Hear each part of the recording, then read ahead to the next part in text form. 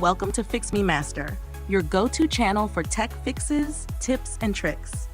If you're into tech, hit that subscribe button and let's get started. Ever connected to a Wi-Fi network but forgot the password?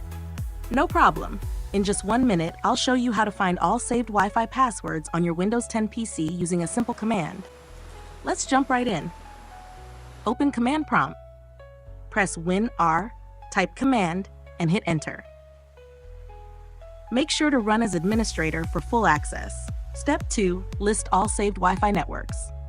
Type the following command and press enter. cman netsh wlan show profiles. This will display a list of all Wi-Fi networks your computer has ever connected to.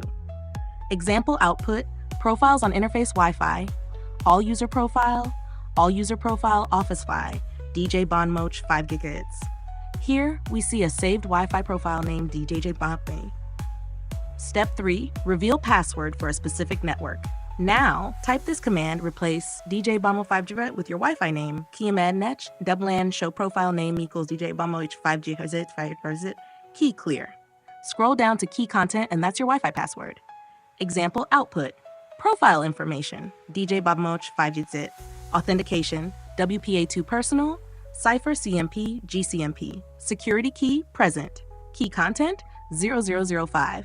Here, 0005 is the saved Wi-Fi password for DJ Bonmoch 5 GHz.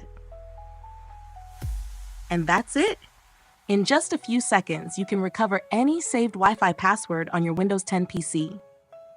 If this helped, smash that like button, subscribe to Fix Me Master for more quick tech tricks, and turn on the notification bell so you never miss an update.